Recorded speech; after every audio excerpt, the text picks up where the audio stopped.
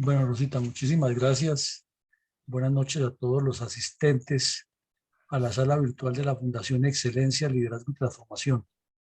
Hoy jueves 16 de junio de 2022 nos reunimos como todos los días en esta academia que hacemos en las horas de la tarde-noche con el fin de compartir con los asistentes siempre algún tema de importancia para la formación de personas que tengan la visión de estadistas y el pensamiento de estrategas o pensamiento de estadistas y visión de estrategas.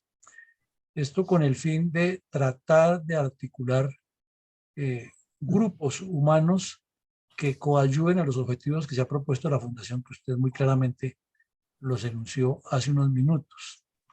En el día de hoy, habida cuenta de la cercanía que tenemos con el evento electoral del domingo y en una situación tan compleja como la que está viviendo el país de polarización y de dificultades por las posiciones radicales que asume el candidato de izquierda y lo que ha generado dentro de la juventud, que es un nicho y es donde hay más pasiones y más riesgos de que la situación pueda salirse de contexto. Queremos escuchar por la sugerencia del señor coronel Héctor Carrascal Varela al señor coronel Otoniel Arango Collazos, que tiene amplio conocimiento sobre este tema, y hemos hecho la convocatoria amplia para que nos acompañen muchas personas, bien sea aquí en directo o por Facebook, o luego que quede ya el video inserto en la página web de la Fundación y en la página de YouTube. De acuerdo, voy a reproducir videos de inserto. Entonces, vamos a hacer este ejercicio. Le damos la bienvenida al señor coronel Otoniel Arango Collazos, de quien ya Rosita hizo una presentación muy sucinta de su amplia hoja de vida, y lo invitamos, como hablaba mi coronel Carrascal ahora al inicio de la presentación, a que se haga parte de este grupo, a que se integre en un esfuerzo grande que estamos haciendo por tratar de llevarle a muchas personas una información del mejor nivel posible y de la mayor actualidad posible en todos los campos que tengan que ver con el manejo de la política. Así es que, señor coronel Arango, bienvenido a esta su fundación y el auditorio es suyo. Muchas gracias, mi coronel. Es un orgullo escucharlo. Es usted un faro que siempre es bueno seguir por parte de los patriotas de Colombia. Muchas gracias a la Fundación, a mi coronel Carrascal, a todas las personas que se han vinculado a este ejercicio democrático con el objetivo de dar algunas luces sobre lo que es el papel de los testigos electorales. Inicialmente tocar algún tema relacionado con los delitos electorales y finalmente algunos tips para los abogados que vayan a participar de esta justa democrática que nos concita a participar de una manera muy activa para defender la democracia. Quisiera compartir la pantalla para la presentación, si me lo permiten. Ya no sabía, ya queda ahí autorizado, ya no hay problema.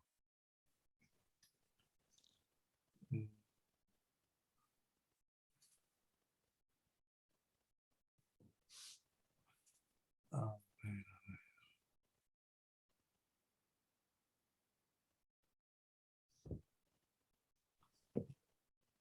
Mi coronel. No entra. Mi coronel Villamarín. Sí. En aras de la organización, les pido el favor, mientras la presentación del doctor, que apaguemos los micrófonos.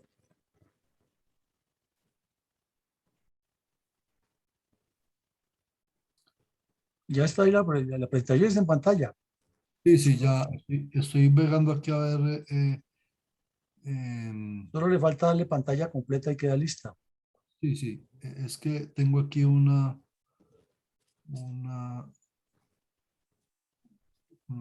allá.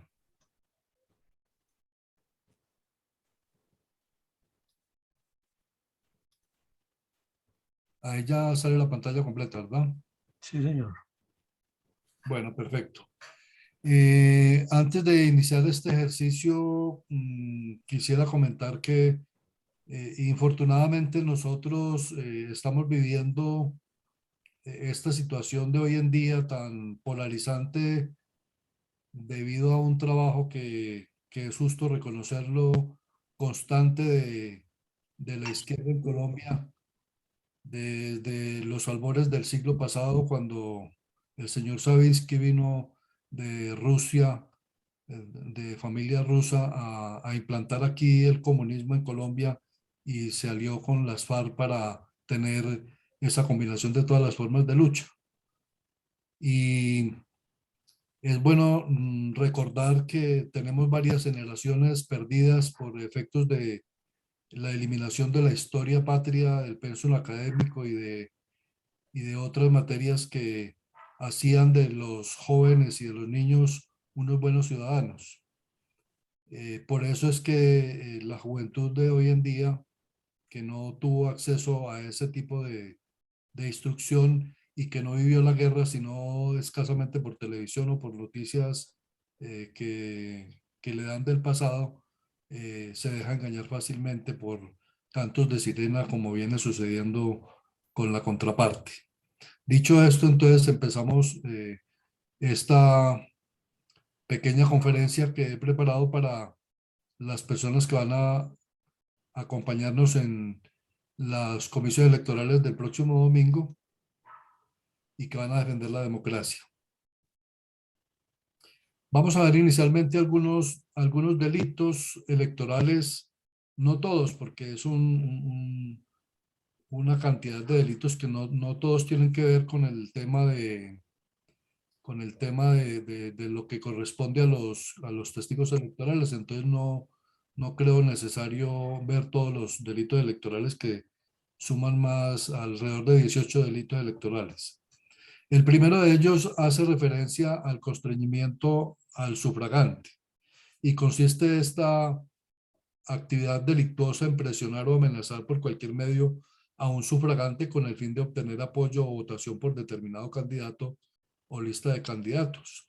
Es una conducta que bien puede ser tomada por funcionario público o por particular y que está encaminada a amenazar o presionar a una persona para que vote por determinado candidato. Sucede mucho en la administración pública cuando los alcaldes o los gobernadores le indican a sus subalternos que deben votar por X o Y persona. Esta conducta es sancionada de 4 a 9 años de prisión y tiene una multa de 50 a 200 salarios mínimos mensuales, esta conducta, la cual se puede aumentar en caso de que la conducta sea realizada por un servidor público. No es lo mismo que la conducta se cometa por particular a que se cometa por servidor público. La otra conducta es el fraude al sufragante, que trata de obtener que un sufragante vote por determinado candidato, partido o corriente política o lo haga en blanco mediante maniobras engañosas. Pongo aquí el nombre de FECODE porque todos sabemos que desde el año pasado esta Federación Colombiana de Educadores, o que se hacen llamar educadores, pero que están haciendo un abordaje de las mentes y los corazones de nuestros niños y de nuestros jóvenes, ha venido pautando publicidad por radio y por televisión, invitando a la gente a votar por el cambio y a vivir sabroso, que es una manera de inducir a la gente mediante maniobras engañosas a votar por un candidato específicamente. Esta conducta podría estar siendo desarrollada por esta federación. La corrupción al sufragante es otra de las conductas punibles que trae el Código Penal y consiste en celebrar contrato, condicionar su perfección o prórroga, o prometer la entrega de dinero, de dádiva, o ofrecer beneficio particular o en favor de un tercero a un ciudadano o a un extranjero habilitado por la ley con el propósito de sufragar por un determinado candidato, partido o corriente política, o para que lo haga en blanco o se abstenga de hacerlo. Esta conducta me parece a mí que es exactamente lo que ha venido haciendo el candidato de la contraparte cuando hace llegar a las cárceles de Colombia la misiva de que va a buscar el, entre comillas, perdón social a cambio de que voten por él o le ofrezcan respaldo económico para su campaña. De tal manera que esta conducta consiste en ese tipo de, de acciones como celebrar contrato, condicionar su perfección, prometer algo a la persona o entregar dinero, dádiva u ofrecer beneficio particular o en favor de un tercero. Esta que yo me refiero está tipificada aquí cuando dice ofrecer beneficio particular o en favor de un tercero. Pero como vemos, existe bastante teflón por parte de estas personas que se reúnen para cometer ilícitos. La tercera conducta penal en torno a los hechos electorales es el voto fraudulento. Y esta consiste simplemente en suplantar a un sufragante o votar más de una vez. Es muy utilizada en Colombia que una persona se encuentre una cédula o que compren cédulas. Muchas veces en X sitios de las ciudades, los dueños de lo ajeno, cuando se roban las billeteras de las víctimas, entregan a una persona en particular los documentos de identidad. Estos documentos de identidad son usados no solamente para obtener crédito, sino para ir a la urna y depositar allí el voto, o como sucedió en las elecciones pasadas, donde se dice que los jurados de votación votaron no solamente en la mesa que les correspondía, sino también en la mesa en la cual estaban señalados para votar como ciudadanos comunes y corrientes. Porque como ustedes bien saben, los jurados votan en la mesa donde fueron designados como jurado, pero si tiene inscrita la cédula en otra mesa, este señor podría eventualmente desplazarse a la mesa donde estaba inscrito, lo cual con lo cual cometería un delito si se llega a probar esta condición. La cuarta conducta punible nos habla del favorecimiento al voto fraudulento. En esta conducta se trata de suplantar a un sufragante, pero interviene en ella un servidor público o cuando se vota más de una vez. El servidor público es el que participa directamente de la conducta, patrocinando a un particular para que vaya a votar varias veces con la anuencia del servidor público. Tiene una sanción de 4 hasta 9 años de prisión y multa de 50 a 200 salarios mínimos legales mensuales vigentes. Además de eso, inhabilidad para ejercer cargos públicos por el doble de la pena de prisión impuesta. Otra conducta que no es muy conocida y es la mora en la entrega de documentos relacionados con una elección. Y consiste en que el servidor público que no haga entrega oportuna a la autoridad competente de documentos electorales, sellos de urna o de arca triclave tendrá sanciones. Esta sanción comprende una prisión de 4 a 9 años y una multa de 50 a 200 salarios mínimos legales vigentes e inhabilidad para ejercer cargos públicos por el mismo tiempo de la pena de prisión impuesta. Esta conducta realmente casi nunca se menciona en las justas electorales. La otra es la alteración de resultados electorales. Alterar por medio distinto a los señalados en los artículos anteriores el resultado de una votación o introducir documentos o tarjetones indebidamente. Tiene una sanción de 4 a 8 años de prisión. Puede ser mediante la sustracción de tarjetones de la urna para que no sean contabilizados, obviamente para favorecer a un candidato específicamente, y esta alteración de resultados puede ser por esa vía. También puede ser por la vía de dejar espacios en blanco en en la contabilización que se hace, que tiene unas casillas para llenar y no le coloca los ceros a la izquierda, y entonces termina cambiando el resultado posteriormente, poniéndole un número diferente al 0 o al 1, normalmente el 9. Hablamos específicamente de los formularios E11 y E14. Aquí vemos en esta caricatura del maestro Aldonado, que fue unas caricaturas que sacó él por allá en el año 79 en un código penal ilustrado por él, en donde se dice aquí que raro, ganó Pascual y parecía tener tan poquitos votos. Y el fulano delincuente dice, donde decía 1500, yo puse 1.500.000. Y esto es lo que sucede cuando en los formularios se dejan espacios en blanco en las casillitas que están dispuestas para llenar el resultado, y donde dice 150, si le dejan los espacios sin llenar a la izquierda, después le ponen un 9 o un 8 o un 7 y entonces multiplican el número de votos que hay en esa mesa respectiva.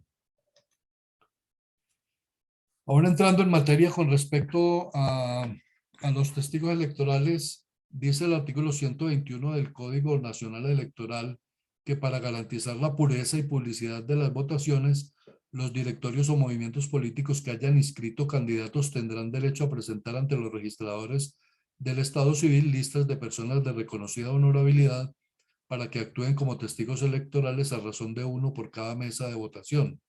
Es decir, que en las próximas elecciones que vamos a tener el domingo, solamente puede haber 2 testigos por mesa. Un testigo de la contraparte y un testigo de nuestro candidato, el ingeniero Rodolfo. Si un testigo ve que hay más de 2 personas allí fungiendo como testigos, entonces tiene que hacer notar esta anomalía, porque solamente pueden estar en cada mesa máximo o exclusivamente 2 testigos, uno del cambio y uno del ingeniero Rodolfo. Los registradores del Estado Civil les expedirán una credencial que les permita el ejercicio de esta función pública transitoria y las autoridades estarán obligadas a prestarles la debida colaboración.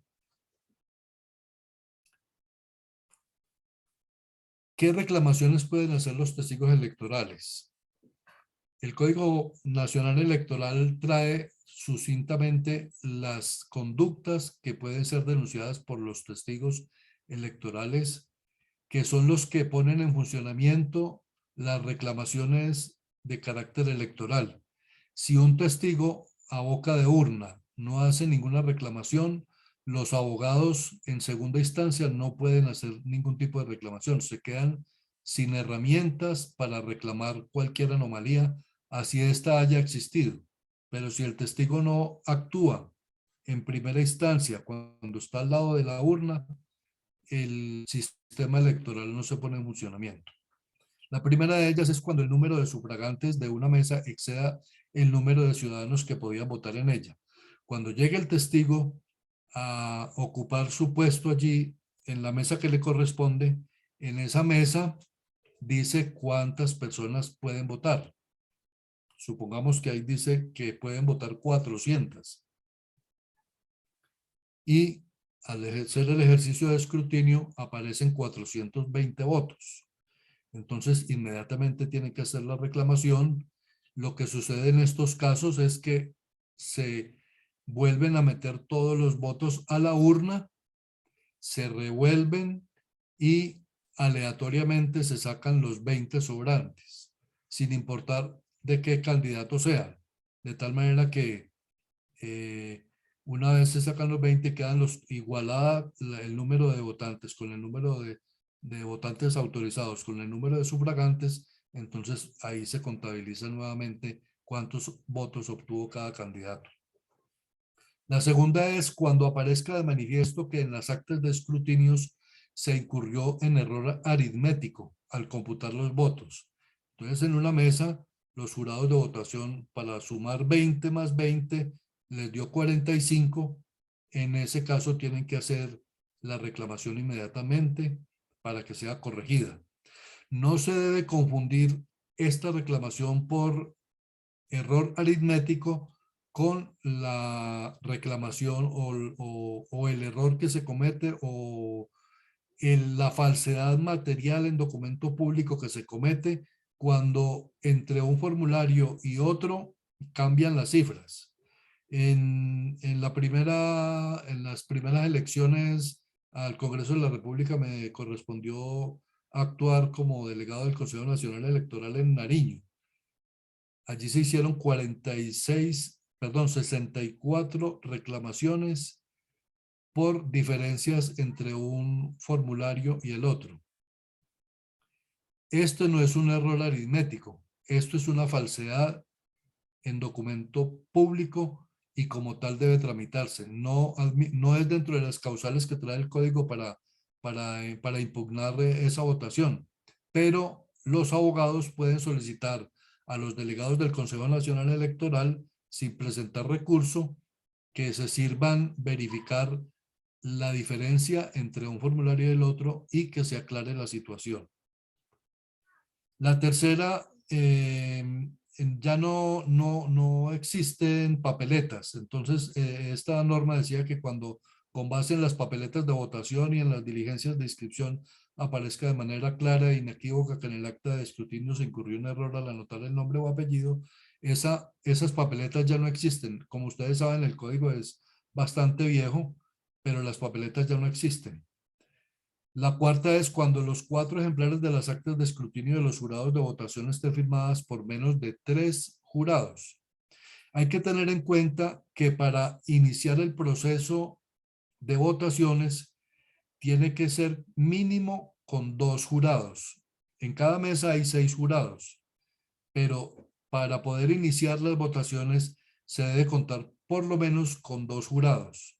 Y para terminar y firmar las actas, deben ser mínimo 3 jurados los que firmen las actas. Si no, estas actas no son válidas y tienen que caer en cuenta de esto antes de que se vaya a firmar un acta y quede inválida porque no tiene los 3 jurados presentes para firmar.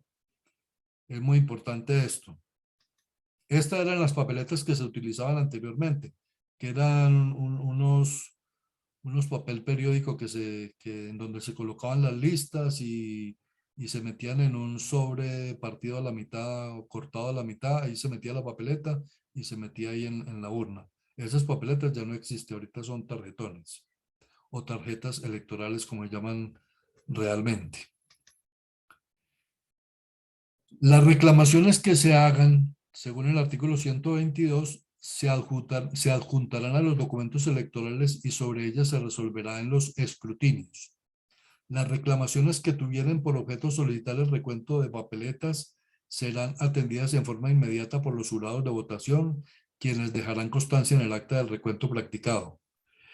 Es decir, cualquier reclamación que se haga puede ser diferida para una segunda instancia. Pero en el caso de las reclamaciones por recuento de votos, por error aritmético, que es lo más frecuente, tienen que hacerse inmediatamente. Entonces esto hay que tenerlo muy en cuenta porque no se puede dejar pasar por alto. Si no se hace esa reclamación en ese momento, los abogados en segunda instancia ante los delegados del Consejo Nacional Electoral se quedan sin herramientas para presentar recursos. ¿Cuál es la actividad que deben cumplir los testigos electorales durante las votaciones? Primero, al iniciar la jornada electoral, el testigo electoral deberá estar pendiente que los jurados de votación se posesionen para las mesas en las cuales fueron nombrados. Esta actividad empieza a las 7:30 de la mañana. Y en la mesa correspondiente, fuera de que dice cuántas personas pueden votar allí, también allí se coloca qué jurados les correspondió allí en esa mesa. Estos jurados se deben identificar.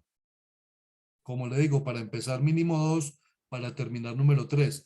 Como son 6 jurados, lo normal que ocurre es que se turnen en el ejercicio de jurados. Y entonces unos trabajen por la mañana y otros trabajen por la tarde. Normalmente ocurre que están 3 en la mesa por la mañana y 3 por la tarde. pero para arrancar tienen que ser mínimo 2 y para terminar 3. Esto tiene que quedar absolutamente claro. Luego de que se posesionan los jurados, que se identifican y se compara con la lista que está en la mesa, debe hacerse el ejercicio de mostrar la urna que realmente no contenga votación en su interior y mucho menos que tenga un doble fondo. Ha ocurrido. Les cuento que en Pereira, en alguna ocasión, un señor se metió dentro de una urna para sacar los votos de la contraparte y meterlos de su partido, y ahí lo capturaron dentro de la urna, porque suele ocurrir que esos cambiazos se hagan cuando las personas no están atentas a que se va el testigo a tomarse un refrigerio. En ese momento queda el puesto totalmente a merced de los que estén ahí y uno no sabe qué puede pasar. Por eso la tarea de los testigos electorales va preferiblemente desde las 7:30 de la mañana hasta terminado el escrutinio, cuando sale el carro con las bolsas que contienen los votos con dirección al sitio donde se van a recaudar.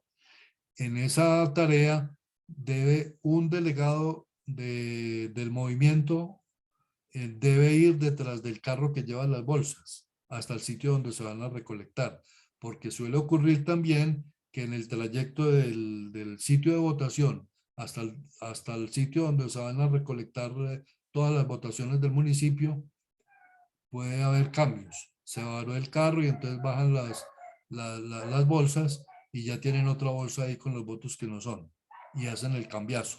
Hay que tener mucho cuidado con eso y tener en cuenta que alguien tiene que acompañar el carro. Alguien que tenga vehículo tiene que ir detrás del carro acompañando esos votos que vayan al sitio donde se van a guardar todos.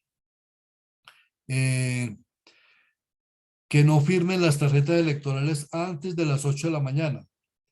Ellos inician labores a las 8 de la mañana. A partir de las 8 de la mañana pueden empezar a firmar las tarjetas electorales. Antes no, porque esto se puede prestar para que firmen tarjetas electorales, las escondan y luego se las entreguen a alguien para que haga de las suyas.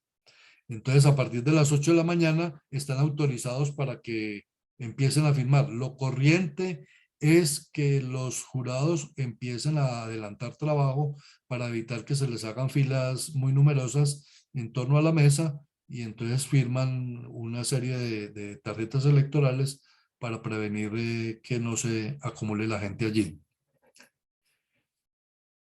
Verificar que los votantes concurran libremente, que sufraguen en secreto y que depositen el voto sin presión o interferencia de alguna clase. Es importante tener en cuenta que las personas de la tercera edad y las personas que tienen alguna deficiencia, ya sea para caminar o auditiva o de cualquier otro tipo, pueden ir acompañadas de un familiar. Y tienen que estar muy con el ojo avisor que no vaya a haber dentro del sitio de votaciones una persona que entra 1, 2, 3, 4 personas allí a votar porque es sospechoso que esta persona le está indicando a esos votantes cómo es que deben votar. No puede haber, fuera de los testigos y los jurados de votación, no puede haber más personas rondando ahí el sitio de votaciones. El que esté ahí por más tiempo es porque está haciendo otra cosa que no es la que le corresponde. Observar que todos los ciudadanos voten con cédula de ciudadanía amarilla con hologramas. La cédula es el único documento válido para sufragar. No se puede votar ni con contraseñas, ni con comprobantes de documentos en trámite, ni con fotocopias de la cédula, ni pasaporte. Se debe estar pendiente que las mesas de votación no funcionen con menos de 2 jurados de votación y que las tarjetas electorales no sean sustraídas del recinto de votación y al finalizar la jornada que las tarjetas electorales sobrantes sean destruidas. Es lo primero que tienen que hacer al terminar las votaciones. 4 de la tarde, lo primero que deben hacer los jurados es destruir el sobrante de tarjetas electorales que no se utilizaron. y deben ser introducidas en el sobre de color negro donde se introducen todos los sobrantes, lo que conlleva a que no vayan a ser marcados por los jurados de votación. Esta es la cédula con hologramas que tenemos la mayoría de personas, y esta es la nueva cédula digital que también ya deben tener muchos de los jóvenes y las personas que les gusta estar al día. Tiene una característica especial, y es que aquí vemos, por ejemplo, fecha de expiración. Esto es como ya se volvió como el pase.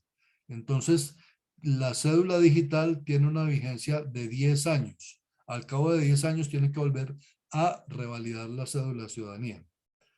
De tal manera que no, pues creo yo, no hay mucho afán de sacar la cédula digital porque toca revalidarla en 10 años. Esta es la cédula de ciudadanía digital, que tiene muchos detalles de seguridad. Tiene una foto a color, tiene una foto en blanco y negro, tiene aquí esta mariposa, tiene hologramas también, y la parte trasera tiene aquí un, eh, una identificación que se puede leer con celular o con un identificador de QRs, y también tiene fotografía por la parte trasera, de tal manera que esta es la cédula digital, y las personas pueden votar o con la cédula amarilla de hologramas, con la cédula digital, que la puede llevar en el teléfono, o la puede imprimir y mostrar la impresión de la cédula digital. Esas tres maneras de votar puede tener el ciudadano para ir a la urna. Conclusiones. La asistencia puntual del testigo electoral antes del inicio de la jornada electoral en el desarrollo de los comicios en el conteo de mesa es una garantía para los partidos y para los candidatos. La oportuna intervención de los testigos antes, en el desarrollo y luego en el conteo de la votación resulta gestión importante para las futuras reclamaciones que se pretendan interponer. Hacerlo por fuera de los términos estipulados se toma como extemporánea a la reclamación y por lo tanto no llamada a prosperar. Una inmediata intervención del testigo podrá evitar dispendiosos procesos e indemnizaciones al Estado. ¿Qué debe hacerse posteriormente al proceso de escrutinio? Lo que les decía hace un momento: acompañar al registrador y a la fuerza pública en el acto de transporte de las actas de los escrutinios distritales, municipales y demás documentos electorales hacia el recinto donde se realizará el escrutinio municipal. Ninguna autoridad podrá impedir la vigilancia ejercida por tales testigos. La violación de este derecho implicará causal de mala conducta. De ahí que estos actores tengan la facultad para supervigilar las elecciones. Entonces, esta tarea es muy importante porque la gente suele pensar que una vez terminados los escrutinios ya se acabó el problema y ya lo que vaya de ahí en adelante no tiene importancia. No, hasta que no llegue eso al sitio donde se van a recolectar todos los votos del departamento, no se puede estar tranquilos. Si las corporaciones escrutadoras encontraren fundadas las reclamaciones, deberán ordenar en el mismo acto que las actas o registros afectados se excluyan del cómputo de votos y de los escrutinios respectivos. Me refiero en este punto a los escrutinios ya departamentales, no municipales, en donde están los delegados del Consejo Nacional Electoral, los delegados de los movimientos o partidos políticos que participen en la contienda, los delegados de la Procuraduría General de la Nación, los candidatos que quieran asistir allí a esas actividades, o sus delegados abogados o con poder. Si las corporaciones escrutadoras encontraren fundadas las reclamaciones con base en las causales 11, o sea, el error aritmético, en el mismo acto decretarán también su corrección correspondiente. Recuerden que la 12 no existe ya porque habla de papeletas y las papeletas ya no existen. Si las corporaciones escrutadoras no encontraran fundadas las reclamaciones, lo declararán así por resolución motivada. Esta resolución se notificará inmediatamente en estrados y contra ella el peticionario o interesado podrá apelar por escrito antes de que termine la diligencia de escrutinios y allí mismo deberá concederse el recurso en el efecto suspensivo. Dos puntos muy importantes aquí a tener en cuenta. Todas, absolutamente todas las reclamaciones deben hacerse por escrito. He conocido de abogados que van y se echan un discurso, unos alegatos de carácter jurídico muy juiciosos, pero no presentan ningún escrito. Se tiene que declarar el recurso desierto porque no se sustentó en debida forma, como lo señala el Código Nacional Electoral. De tal manera que entiendo que a los testigos se les va a entregar un formato mediante el cual allí hay unas casillitas donde pueden marcar la reclamación que van a hacer, porque como se entienden, la mayoría no son abogados o muy poquitos serían abogados, entonces que les quede fácil a los testigos señalar ahí en una hoja el cuadrito donde diga cuál es la causal. No, error aritmético, le ponen una X y presenta la reclamación por escrito con una copia para que le firmen el recibido, y los abogados en segunda instancia puedan presentar el recurso de apelación si es que no se lo resolvieron en esa primera instancia de carácter municipal. Si las corporaciones escrutadoras no encontraron fundadas, ya lo habíamos dicho, las reclamaciones lo declararán así por resolución motivada.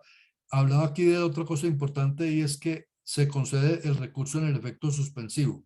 Es decir, que esa votación que se está impugnando no se tiene en cuenta hasta que no se resuelva el recurso de apelación. Lo otro que les quería señalar con respecto a este tema es que estas reclamaciones no se pueden hacer en conjunto. Es decir, ha sucedido, por ejemplo, que dice, impugno todas las mesas del municipio tal. Eso no es de recibo según el Código Nacional Electoral. Las reclamaciones se hacen por mesa, señalada mesa tal, de tal sitio de votación, de tal municipio, o de tal vereda, o de tal corregimiento. Pero no se puede hacer una reclamación masiva, de decir, no, es que todas las mesas del municipio X necesito que se haga un recuento. Eso no tiene ninguna presentación y obviamente va a ser rechazada por los delegados del Consejo Nacional Electoral. Reclamaciones individuales por mesa. Estas actividades que vienen a continuación no son actividades que le correspondan a los testigos. Son actividades que le corresponden a los jurados de votación. Pero el testigo tiene que saber qué es lo que les corresponde hacer a los jurados de votación, porque si uno no sabe qué va a hacer el que va a controlar, entonces, ¿de qué manera lo puede controlar? Entonces aquí se señalan brevemente la apertura de la urna y clasificación inicial de los votos, la nivelación o cuadre de la mesa, es decir, que los votantes sean igual al número de autorizados para votar en esa mesa, la clasificación y conteo de los votos, el diligenciamiento del cuentavotos, el diligenciamiento del acta de escrutinio de jurado de votación, formulario E14. Este formulario es importantísimo. En lo posible, tomarle foto a ese E14, porque en las elecciones al Congreso, más que todo, ahora en la primera vuelta no ocurrió este fenómeno, pero en las votaciones del Congreso sucedió que entre el formulario E14 y el E24 existían diferencias sustanciales. En el caso de Nariño, en los 64 municipios se presentaron reclamaciones por diferencias entre el E14 y el E24. Entonces, si uno tiene la fotografía del E14, es importante para que los abogados sepan qué fue lo que realmente ocurrió a boca de urna y puedan hacer la apelación como corresponde. La sexta actividad son la distribución de los pliegos electorales, y allí básicamente es lo que le corresponde a los jurados de votación, para lo cual deben estar los testigos absolutamente pendientes de que no vaya a ocurrir ninguna novedad. ¿Qué no pueden hacer los testigos electorales? Durante el día de las elecciones y en los escrutinios, Los testigos electorales no pueden obstaculizar las votaciones o los escrutinios realizados por los jurados de votación. No pueden portar prendas de vestir o distintivo que contenga propaganda electoral o divulgación política, ni manillas, ni fotografías, ni gorras, nada de eso que identifique un partido o movimiento político. No se pueden tampoco hacer actos de proselitismo. No pueden tocar, coger, manipular o diligenciar los documentos electorales. Eso solamente los pueden tocar los jurados. El testigo lo que sí puede hacer es tomar fotografías y hacer filmaciones. Acompañar a los sufragantes al interior del cubículo tampoco lo puede hacer. El jurado de votación autoriza cuando es una persona de la tercera edad para que lo acompañe un familiar hasta allá, hasta el cubículo, pero el testigo no puede hacer esa tarea. Hacer insinuaciones a los votantes, a los jurados de votación o a las comisiones escrutadoras. Ceder a terceros la credencial de testigo electoral. Y esto también llamó la atención de que no solamente nosotros como testigos no podemos ceder nuestra credencial, sino que los jurados tampoco pueden ceder su credencial, porque suele ocurrir que el jurado X sale a almorzar y después llega otro con la credencial del jurado X. Entonces tenemos que estar muy pendientes de identificar plenamente a los 6 jurados o a los 3 jurados o a los que estén ahí al inicio, que sí sean los mismos los que van a llegar después. Excepto cuando se turnan unos por la mañana y otros por la tarde, que obviamente, pero se tienen que identificar plenamente. Ustedes tienen derecho a solicitar que se identifiquen, que les muestren la cédula y comparar con los datos que aparecen en la urna correspondiente, en la mesa correspondiente. Los momentos para hacer las reclamaciones deberán ser en el acto y por escrito. Hay que ser muy reiterativo en esto porque es por escrito, so pena de ser rechazadas o inadmitidas por tratarse de una reclamación extemporánea de las contempladas conforme lo dispone la ley. De lo anterior queda claro que el testigo electoral es de suma importancia para el proceso en el que se van a elegir cargos de elección popular. Ahora, estas causales de reclamación son más que todo para los abogados. El Consejo Nacional Electoral o sus delegados tienen plena y completa competencia para atender las cuestiones de hecho o de derecho y ante reclamaciones escritas que les presenten durante los escrutinios respectivos los candidatos inscritos, sus apoderados o los testigos electorales legalmente constituidos y apreciando como pruebas para resolver únicamente los documentos electorales. Podrán por medio de resolución motivada decidir las reclamaciones que se les formulen con base en las siguientes causales que son taxativas. Es decir, que no se pueden salir de acá para presentar una reclamación. Si no están aquí en este artículo 192, esa reclamación no se puede hacer. No existe manera de hacer esta reclamación. La primera es cuando funcionen mesas de votación en lugares o sitios no autorizados conforme a la ley. Esa es absolutamente clara, que le tocaba a la vereda X y la mandan a la vereda Y porque estaba lloviendo mucho o hubo una inundación y la trasladaron sin autorización de la autoridad electoral. Esa votación no se puede hacer ahí.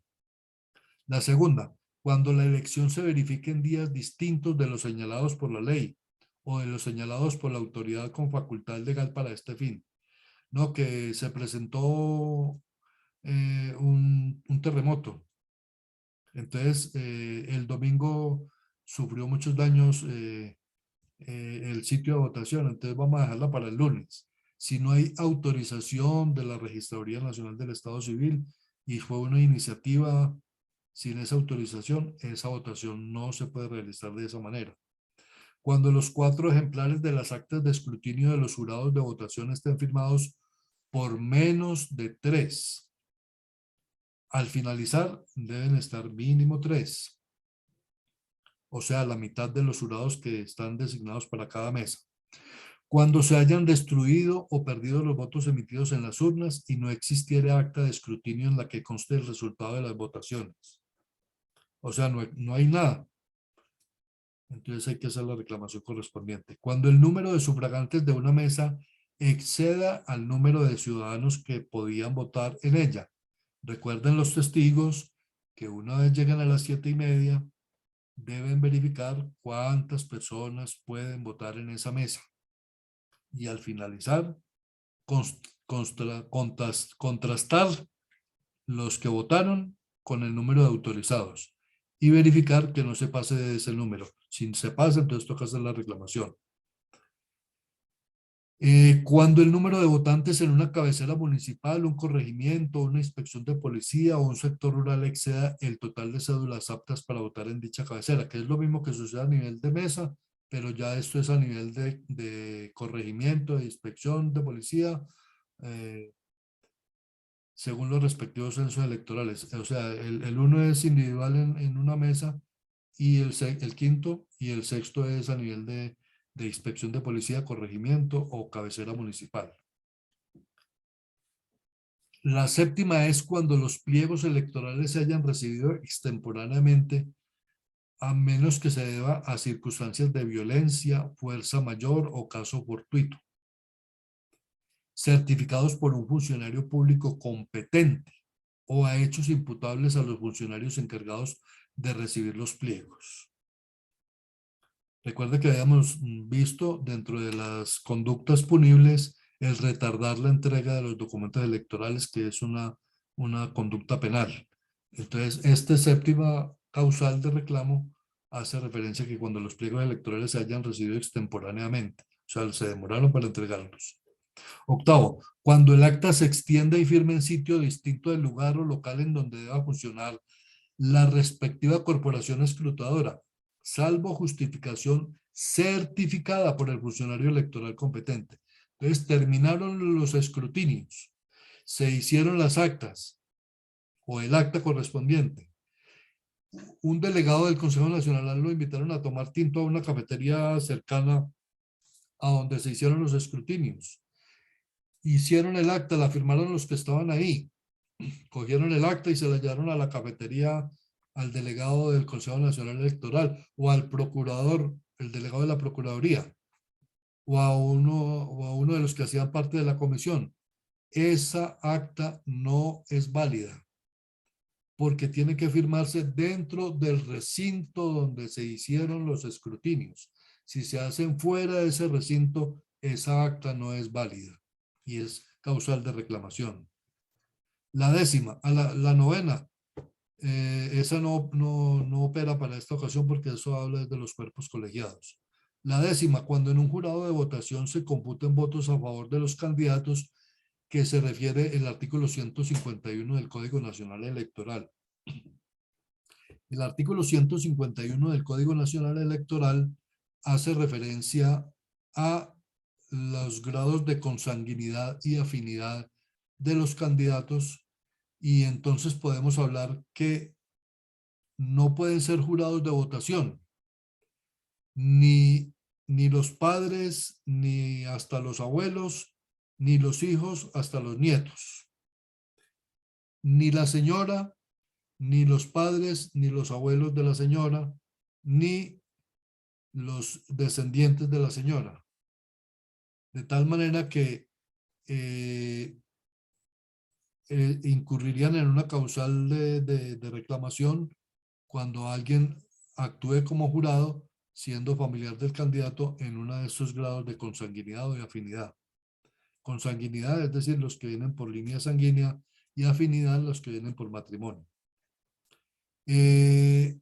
Esta conducta, además de que es una conducta que se puede reclamar, impone para la persona que incurra en esta falta de ser jurado siendo familiar del candidato en 30 días de arresto. 11.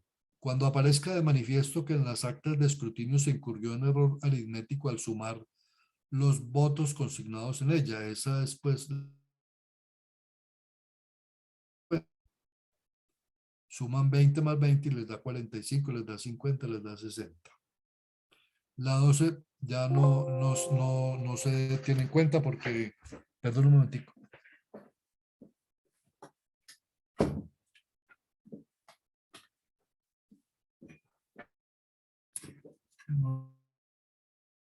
ya no existen las papeletas. Todo lo relacionado con las reclamaciones en primera y segunda instancia, y esto es muy importante para que lo tengan en cuenta los abogados, está regulado en los artículos 122, 164, 166 y 192 del Código Nacional Electoral.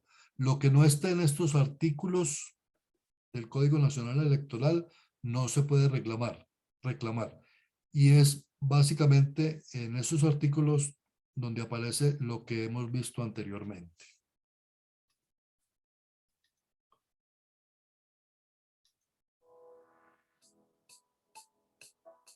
¿Sabe cuáles serán sus funciones como testigo electoral durante la jornada de elecciones en Colombia?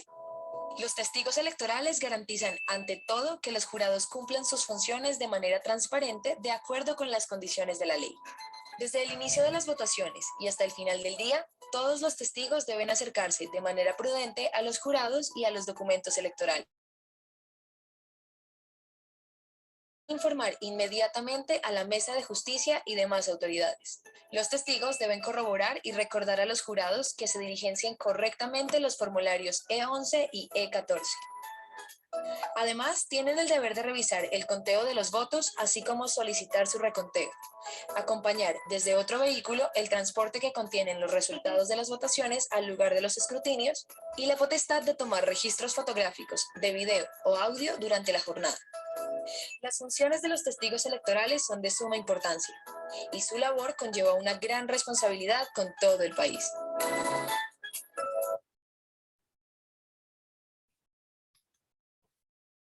Bueno, hasta ahí la pequeña charla sobre lo que es el papel de los testigos electorales.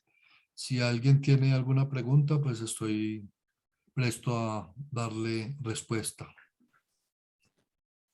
Doctor Arango, muchas gracias por su presentación. Efectivamente, le vamos a solicitar a quienes deseen intervenir, por favor, levanten la manita y en su debido orden de llegada, pues les vamos dando la palabra. Doctor, usted contestará las preguntas una por una en la medida en que se van presentando o hará al final una respuesta general. Sí, una por una. Bueno, Mi coronel Arcón, qué pena, me meto un segundo. sí, Quiero recordarles a todos que la Fundación Excelencia y Liderazgo y Transformación graba estas conferencias y ya en este momento está en Facebook Live y en unos momentos va a quedar en YouTube, de tal forma de que las personas que han escrito ahí en el chat, que les parece muy interesante, pero muy encima, pues si fuera antes tampoco vendrían, entonces las cosas toca escogerlas cuando nos las entregan. Entonces, por favor, para pedirles el favor de que las divulguen, es una gran instrucción, es una gran información y felicito a mi coronel de la Reserva, Otoniel, abogado, que nos ha dado esta capacitación. Mi coronel Arcón, qué pena la interrupción. Recuerden, Facebook, ya les voy a pasar en el chat cuál es el Facebook de la Fundación y cuál es la página de YouTube para que lo puedan compartir y los estaremos divulgando por las redes. Adelante, mi coronel Arcón, por favor. gracias, mi coronel Carrascal. Ingeniero Rosita, usted como primera dama de la Fundación tiene la palabra. Muchísimas gracias. Muy concreta, doctor Arango, y es así como los jurados pueden turnarse para trabajar unos por la mañana y otros por la tarde, los testigos electorales pueden hacer el mismo ejercicio, ponerse de acuerdo 2 o 3 y repartirse el tiempo. Infortunadamente no. Un testigo por mesa y no tiene relevos.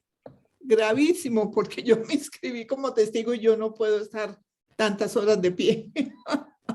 Grave. Bueno, muchas gracias. Lo que les recomendaba a los testigos es llevar su sillita para que no se vayan a congestionar mucho de pie todo. Y lonchera fuera de eso. Sí. Bueno, muchísimas gracias. Gracias, ingeniero. Gracias, mi coronel. Tiene la palabra Jair Espinosa.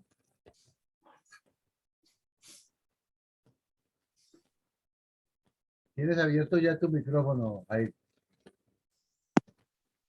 Buenas noches. Perfectamente, te escuchamos bien. Adelante. Bueno, Muy buenas noches para todos los asistentes en la sala. Agradecerle al señor abogado por la capacitación que nos da. Muy puntual y muy exacta, muy precisa y muy concisa. Hágame un favorcito, tengo una preguntita. Usted mencionaba que al cubículo la persona, digamos, cuando tenga su discapacidad, o sean personas de la tercera edad, solamente pueden ser acompañadas por un familiar, o en caso de que no tenga algún familiar, puede ser acompañada por algún particular, pero que ya haya votado. ¿Qué me puede responder? Muchas gracias, muy amable, una feliz noche. Sí, también puede ser acompañada por un particular. Normalmente lo acompaña la familia. Lo que hay que tener, les decía, es que no haya una persona que lleve a 3, 4 personas de la tercera edad o con alguna dificultad a votar en el mismo sitio donde están ejerciendo los testigos su función, porque eso ya es algo sospechoso de que le están insinuando por quién votar. Pero sí lo puede hacer un particular. Muchas gracias. Muchas gracias, bueno, muy amable. Muchas gracias. Tengo 2 intervenciones en el Facebook. Me voy a permitir leerlas, mi doctor. Juan Carlos Villota Zapata dice que excelente capacitación. Lástima que ya se haga sobre el tiempo. Muy poco interés de la gente de la campaña, pocos asistentes. Ojalá nos hagan llegar a tiempo las escarapelas y los formularios de reclamación. Muchas gracias a la Fundación y al señor Coronel Otoniel. La otra intervención que está en el chat obedece a lo que nos acaba de preguntar el mismo que acaba de hacer la pregunta, Jair Espinosa. Solo pueden ser acompañados por familiares, no por personas particulares. Y eso ya lo respondió mi coronel. No sé si tenga algún comentario anexo a estas 2 intervenciones, mi coronel Otoniel. No, ninguna.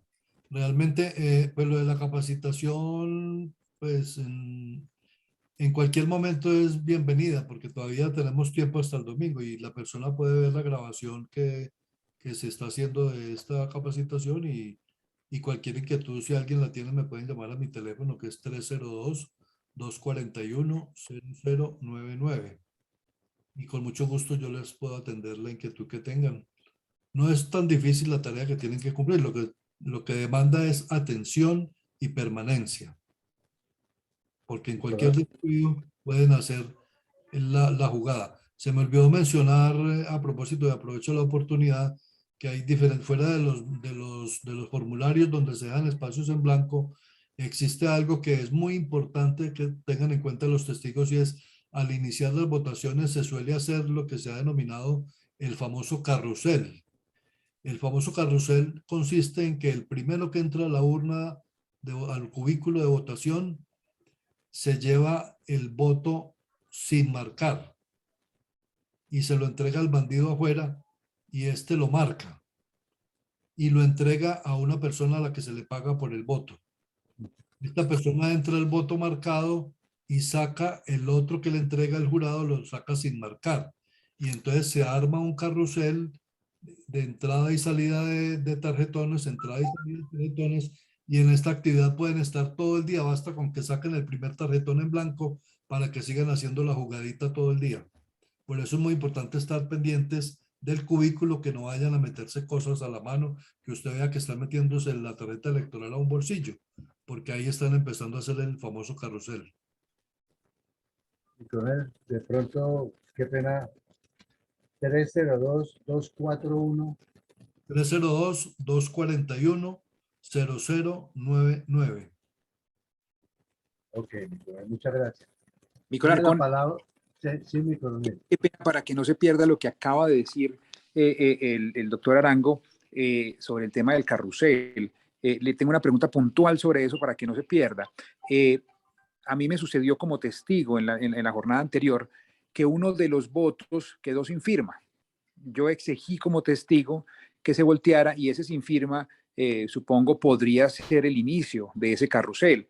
Más aún que yo fui testigo en la Universidad Tecnológica, donde muchos estudiantes votan, me parece que es fácil organizarse, de recoger a todos los votantes en esa mesa para poder hacer ese carrusel, porque reunir a esas personas me parece bien complejo. De todas formas, ese voto, y le hago esta pregunta, dentro de la mesa fue balanceada totalmente, inclusive con ese voto no firmado.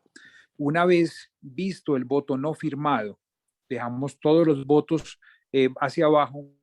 La registradora o el representante de la registraduría la llamé, y cuando se hizo la verificación, pues hizo la verificación que el número estaba dentro de la secuencia de todos los votos. Por tal razón, ella dijo, lo pueden firmar porque está en esa secuencia. Le pregunto al doctor Orango si esa conducta fue normal o caí yo de tonto y no lo reporté a tiempo. No, si el voto no tenía las firmas, y es de los que son originales de esa mesa, porque cada mesa tiene sus tarjetas electorales con una serie como los billetes. Si es de los que corresponden a esa mesa, no hay ningún problema. El problema es que el carrusel se inicia sacando el voto en blanco, la tarjeta electoral sin marcar, y echan una fotocopia de un tarjetón de esos de muestra que saca la registraduría para orientar al ciudadano. Le ponen lo marcan como si fuera una tarjeta legítima, y al momento de hacer el escrutinio, pues ven que es un voto que no corresponde con los originales y lo descartan. Pero ya han hecho el daño porque han hecho circular la tarjeta electoral sin marcar para que la marquen afuera, y entran y salen los votos. Muchas gracias. Gracias, doctor. Luis Coronel. Tiene la palabra mi sargento mayor Cucaita. Gracias, mi coronel Arcón. Muchas gracias a la Fundación, muchas gracias a mi coronel Otoniel por su disposición, su tiempo empleado para darnos esta gran capacitación a todos.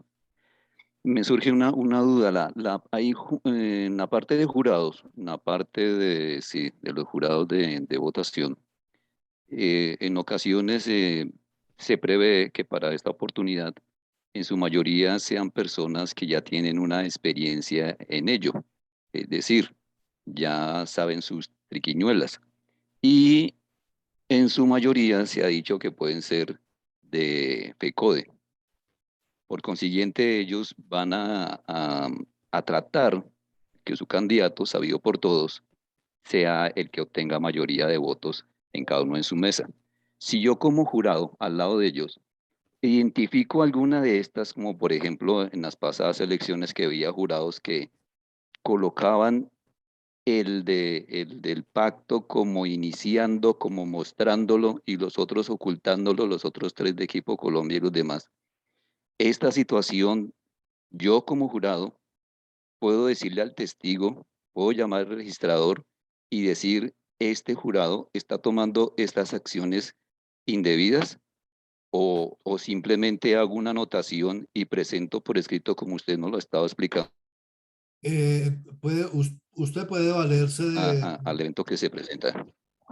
Puede valerse de un testigo, o puede ir usted directamente a la mesa de justicia, porque en cada sitio de votación hay una mesa de justicia de la cual hacen parte jueces de la República, delegados de la Registraduría Nacional, y hacer caer en cuenta que allí se está cometiendo una anomalía. Eso se puede hacer ahí mismo en el acto. Muchas gracias, mi coronel. Mi coronel, muy buenas noches. Mi coronel Otoniel, muchas gracias por la capacitación. Buenas noches a todos. Es tan amable, tengo una pequeña, si me puede aclarar esta situación. Iniciamos con 2 jurados y con 3 firmas. Y terminamos con 3 jurados, 3 firmas. ¿Estoy en lo cierto o no? Se puede iniciar con 2 jurados mínimo. Sí. Y al finalizar, tiene que ser mínimo 3 jurados. Eso es básicamente... Y 3 firmas. O sea, el acta tiene que llevar 3 firmas de 3 jurados. Al iniciar, se tiene que iniciar con 2 jurados como mínimo de los 6. Si no están los 2, toca ir a la mesa de justicia, buscar el delegado de la registraduría, y solicitar que se remedie la situación, porque sin los dos jurados las votaciones que se hagan son inválidas. Muchas gracias, mi coronel. Muchas gracias, John Jairo. Mi coronel, hay una pregunta en el chat que dice lo siguiente. Fran Montoya dice lo siguiente: los jurados de la segunda vuelta van a ser las mismas personas de la primera vuelta. Entiendo que realmente no sé. Yo lo que entiendo es que los jurados de los cuerpos colegiados fueron cambiados porque inicialmente las votaciones del Congreso escogieron a muchos alumnos universitarios. Estos alumnos universitarios incurrieron en muchas fallas y volvieron y cambiaron a los jurados. Entiendo que los jurados de la primera vuelta van a ser básicamente los mismos de la segunda vuelta. Gracias, mi coronel. Tiene la palabra el doctor Omar Angulo, que tiene la manita levantada desde hace rato. Por favor, adelante, doctor Omar. Muchas gracias, mi coronel, muy amable. Buenas noches, mi coronel Otoniel. Cordial saludo y muy agradecido por esa enseñanza que nos brindan el día de hoy. Yo quisiera saber cuál es el fraude o la forma de hacer fraude más recurrente que existe durante las elecciones. Pues el fraude más recurrente es el del famoso carrusel, y es el más efectivo en número de votos, porque como le digo, basta con sacar el primer tarjetón para tener ahí, imagínense ustedes si tienen una mesa 400 votantes y han llevado, el delincuente ha llevado 300 que se inscriban en esa mesa, entonces va a tener ahí 300 votos de los 400. Y es una manera relativamente fácil de defraudar la democracia, porque como le digo, no es sino sacar el tarjetón sin marcar y echar una fotocopia. Muchas gracias, mi coronel. Tiene la palabra Rosita, que le veo el micrófono abierto. No, disculpe. Bueno. Mi coronel Villamarín. Hemos dado... Bueno, de pronto sí tengo otra pregunta, porque en las pasadas elecciones me llamó la atención de que había cola en mi mesa y no estaban trabajando sino 2 de los jurados, a pesar de que habían 4 o 5 tal vez ahí en la mesa. Y yo les pregunté, ¿ustedes por qué no ayudan? Ellos hacen unos y ustedes otros. Y dijeron que no se podían, que tenían que ser solamente 2 los que hacían el registro de la cédula y entregaban los otros entregaban el tarjetón para marcar. ¿No se pueden turnar para que sea más ágil el asunto? Sí, claro, la idea es que ellos se turnen. La idea es que trabajen 3 en la mañana y 3 en la tarde. No, pero simultáneamente, pues que estén la mitad. Ya es la manera, ellos pues no tienen una obligación de trabajar los 3. Como lo que dice el código es que arrancan 2 y terminan 3 para que sea válida la votación. No tiene instrucciones el Código Nacional Electoral sobre que deben trabajar los 3 al tiempo o los 6 al tiempo, no. Simplemente 2 para iniciar, 3 para terminar. Ah, bueno. Como todo lo oficial, ¿no? Bien eficiente. Mi coronel, el ingeniero Alfredo Gruber tiene la siguiente pregunta. ¿Qué mecanismo de seguridad se ha establecido para lograr la transparencia del proceso electoral en todas las áreas rurales en donde prevalecen los grupos subversivos, terroristas y narcotraficantes, quienes ejercen control de las comunidades y de votantes a través de amenazas y el terror? Adelante, por favor, mi coronel. Pues la verdad que no es un tema de carácter electoral, sino de orden público. Yo veo que básicamente la votación del señor alias Cacas ha sido en esas zonas de alta afluencia de narcoguerrilla. Eso sí es una verdad pues tan grande como una catedral. uno ve que la votación de él está en el Cauca y en esas zonas cocaleras donde solamente puede ingresar la guerrilla. Difícilmente pueden tener testigos allí de parte nuestra porque en esa zona ellos mandan, porque el famoso proceso de paz fue una manera de prorrogar la combinación de todas las formas de lucha y realmente no se desmovilizaron. Ellos están actuando todavía. Y yo diría que en esas zonas no se puede garantizar un voto libre.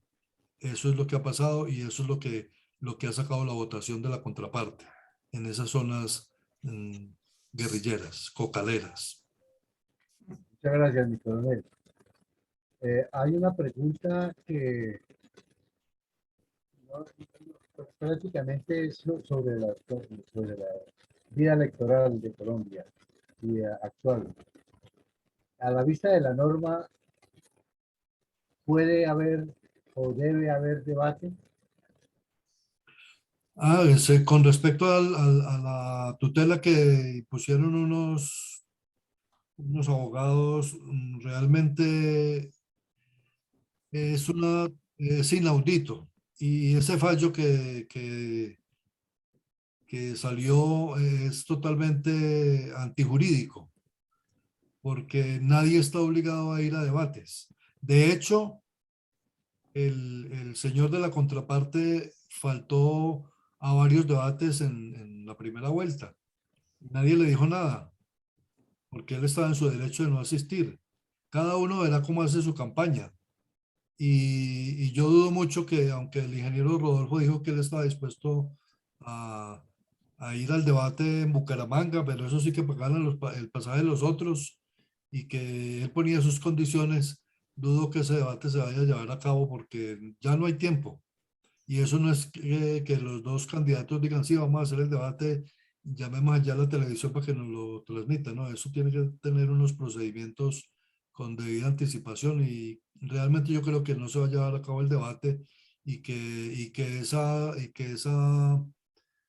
tutela se va a caer posteriormente ante la Corte Suprema de Justicia cuando llegue a revisión. Eso es una gana de hacer protagonismo para darle cierta relevancia al candidato de ellos. Omar Angulo tiene una última pregunta y dice lo siguiente. De acuerdo a lo expresado, otra forma de hacer fraude sería que empezaran 2 o 3 y al final no firmaran sino solo 2. Harían anular las votaciones de toda una mesa donde se presuma que habrá un mayor parte de votantes de la contraparte. Sí, si al finalizar el ejercicio no hay 3 jurados, no se puede firmar el acta, pero para eso está el testigo, para decir, no, aquí falta un jurado, no se puede firmar el acta por 2 jurados, se dirige a la mesa de justicia donde hay un delegado de la registraduría y hace conocer que falta un jurado, por lo tanto la registraduría está en la obligación de hacer llegar allí el jurado correspondiente para que se firme el acta por los 3 que exige la ley. No, si es que alguno se evadió y se fue para hacer la triquiñuela, pues eso tendrá también sus consecuencias jurídicas porque ellos están en la obligación de permanecer ahí todo el tiempo que les corresponda, bien sea porque se han turnado o porque la ley así se los exige. Pero no se puede permitir que un acta sea firmada por 2 al finalizar el ejercicio. Ok, doctor, muchas gracias. Vamos a hacer un último repaso por Facebook. Ya tenemos completos los participantes que han querido hacer sus preguntas y sus aportes para el día de hoy. Y no tenemos aquí tampoco más manitas levantadas. Por lo mismo tanto, mi coronel Villamarín. Perdón, falta mi coronel Roberto Moreno. Aquí le veo la mano levantada. Por favor, mi coronel Roberto Moreno, adelante. Gracias, mi coronel. Buenas noches. Igualmente agradecerle a mi coronel por la presentación. Dios y patria para todos. La pregunta es, ¿un testigo puede vigilar o acompañar más de una mesa o solo una mesa? Los testigos son uno por mesa. Uno por mesa. No puede pasar de la mesa 3 a la 4. Puede estar atento, sí, pero no, es decir, legalmente no puede actuar ante si está designado para la mesa 3, no puede actuar ante la mesa 4. Lo que sí puede es, si se da cuenta de una anomalía en la mesa enseguida, hacerlo conocer de la mesa de justicia. Para eso está la mesa de justicia y acudir allí. No es que se vaya a quedar callado porque está designado para una mesa solamente. Si conoce una anomalía, la hace conocer de la mesa de justicia para que tome cartas en el asunto. Muchas gracias, mi coronel. Muchas gracias, mi coronel Moreno, por su pregunta. ¿Le quedó algo, mi coronel Moreno? Ah, no, ya abajo. Alex, adelante, por favor, y vamos con esta última pregunta. Adelante, por favor. Alex. Alex, tiene la mano arriba. Abre tu micrófono. Eso, adelante. Gracias, mi coronel. Buenas noches para todos. Mi coronel, una pregunta para el doctor referente, para hacer un paréntesis ya final, es que me nació una inquietud de una demanda que le colocaron a Rodolfo Hernández por haber utilizado dineros propios para su campaña. ¿Eso tiene alguna injerencia o es también otras ganas de patalear del pacto histórico? No, eso no tiene ningún problema con precisamente la relación de la inversión en campaña. Se estima que son 3.000 millones de parte del ingeniero Rodolfo y 30.000 millones por parte de la contraparte. Que los gastos han sido mínimos y ojalá fuera así todas las campañas, que el candidato ponga de su dinero y después el Estado le devuelva lo que invirtió. Esa sería lo más sano para no tener enredos con platas prestadas de personas interesadas en después sacar tajada del gobierno, porque es lo que sucede con los candidatos patrocinados por personas naturales o jurídicas que después van a pedir tajada en el gobierno para sacarle a eso no solamente la plata que invirtieron, sino los intereses. Y coronel, finalmente, Juan Carlos Villota nos ha dejado una nota. Pues hay muchos saludos de felicitación y agradecimiento para mi coronel por su conferencia del día de hoy. Y Juan Carlos Villota dice lo siguiente: muchas gracias por la capacitación, feliz descanso para todos y ojalá Dios nos ayude para que la democracia en Colombia continúe por muchos años más. Amén. Mi coronel, muchas gracias. Rosita, gracias por el amén. El amén es para todos. Y vamos a darle la palabra entonces a nuestro presidente, el señor coronel Luis Alberto Villamarín Pulido, para sus conclusiones y la bendición y el agradecimiento para el coronel. Adelante, por favor, mi coronel Villamarín. Bueno, mi coronel, muchas gracias. Entonces, en nombre de toda la fundación, los asistentes y quienes verán este video por las redes, le damos un especial saludo, agradecimiento a mi coronel Otoniel por su participación en el día de hoy, por la claridad con que nos expuso estos aspectos y la forma tan pedagógica y tan didáctica que nos dio mucha información que en algunos casos uno deduce por la lógica que debe ser así, pero en otras es necesario conocerla. Por ejemplo, el tema de la mesa de justicia es algo que casi nadie sabe, o lo mismo diferenciar entre el testigo y el jurado, que son detalles que las personas no entienden, y la misma mecánica y la dinámica como esto funciona.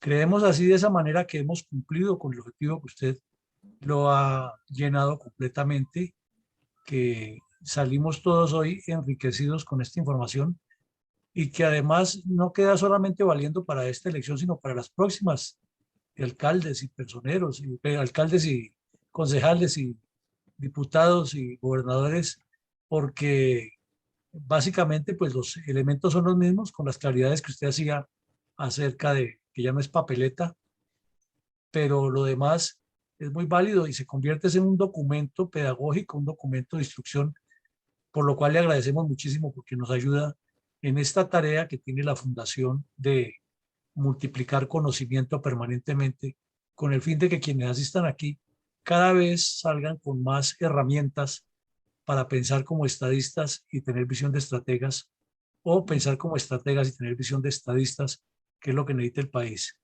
Realmente esta educación de lo que es la cultura democrática, la cultura cívica, la cultura política, nos hace muchísima falta a todos los colombianos y debería ser algo que tuviera mucha más incidencia el Estado colombiano en la formación de los líderes. Hace poco tiempo hicimos aquí un ejercicio académico en el que nos preguntábamos si la registraduría debería tener unos equipos de difusión y de formación pedagógica para todos los colombianos en todo lo que sea un proceso electoral y un proceso de formación de un partido político, etcétera. Y casualmente todos los conceptos apuntaron a que sí, que no existe actualmente dentro de sus funciones o puede existir de una manera muy etérea, pero que ojalá que se cumpliera eso y que el Estado colombiano por medio de sus instituciones estuviera actualizando permanentemente a todos los colombianos en todos los temas de la formación política, porque de esa manera la participación mejora y sobre todo la rendición de cuentas correspondería a lo que el candidato prometió y a lo que el pueblo o el constituyente primario tendría que exigirle. Nos parece que esta tarea de seguir formando personas en todos los campos relacionados con la política y con el manejo de la cosa pública debe ser permanente, y que la Fundación ya tiene un compromiso y lo hemos cumplido durante más de 2 años, casi todos los días, han sido excepcionalmente algunos que no lo hemos hecho, con un montón de temas relacionados con todos estos asuntos del manejo público, del liderazgo público, del liderazgo político, de la geopolítica, de la interacción social, de las responsabilidades de los funcionarios del Estado, de los deberes de los ciudadanos.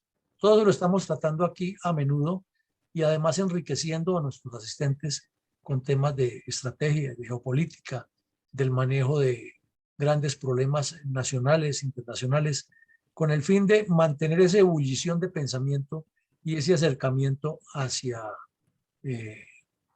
lo que mejor corresponda a un Estado. Por eso le reiteramos nuestro agradecimiento a usted, a mi coronel Carrascal con su empresa Café Don Manolo, que produce el mejor café orgánico de Colombia en las Breñas de Risaralda, y que todos los asistentes pueden hacer la visita a la página web www.cafedonmanolo.com y hacer los pedidos, que además tiene un servicio de delivery express muy efectivo. Igualmente decirles que mañana por la mañana tenemos una jornada más interesantísima de cómo la cuadrilla Teófilo Forero de las FARC hacía el planeamiento de sus acciones criminales, que fueron muchas, y con algún video que refuerza esa actividad. Y por la noche tendremos mañana, bajo la dirección de mi coronel Iván González, el 4º capítulo de lo que ha sido la incidencia del pacto FARC-Santos en el gobierno Duque, y lo que se ha podido hacer y lo que no se ha podido hacer a partir de ese acuerdo tan complejo y tan mal elaborado y tan mal concebido para los colombianos. Entonces, nuevamente, mi coronel Otoniel Arango, muchísimas gracias. Esta fundación también es su casa, y cuando usted considere que quiera venir a participar en todo lo que hacemos, las puertas están abiertas. Mil y mil gracias a todos y una feliz noche, y que Dios nos siga bendiciendo. Feliz noche, mi coronel. Todo por la patria. Mi coronel Alarcón creo que tenía que agregar algo. Muchas gracias, Otoniel.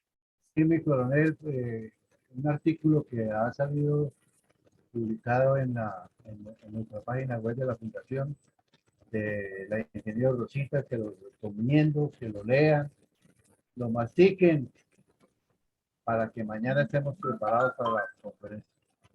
El título es justamente ¿qué es el famoso proceso de paz, mal llamado proceso de paz, o de otras múltiples formas, y cuál ha sido realmente la incidencia de su aplicación en el país? Yo llevo muchos años revisando el mamotreto, lo he leído 4 veces, es increíble, las 310 páginas. Y no, es que vale la pena realmente, no solamente que lean nuestro artículo en la página web, sino el mamotreto, señores. Es que hay que leerlo para quedarse uno aterrado de cómo pueden suceder esas cosas. Bueno, mil gracias. Buenas noches de nuevo para todos. Muchas gracias, Rosita. Entonces, feliz noche para todos y que Dios nos siga bendiciendo. Una feliz noche para todos. Mi coronel, muchas gracias. Mi coronel Antonio, muchísimas gracias. Los que se van desconectando, recuerden Facebook, Instagram, estamos con la Fundación, estamos también por Twitter, estamos también en YouTube para que sigan a la Fundación, y hay este video y cientos de videos más muy entretenidos, muy didácticos y supremamente importantes para el conocimiento general. Nicole Villamarín, gracias. Buenas noches. Buenas noches. Buenas noches.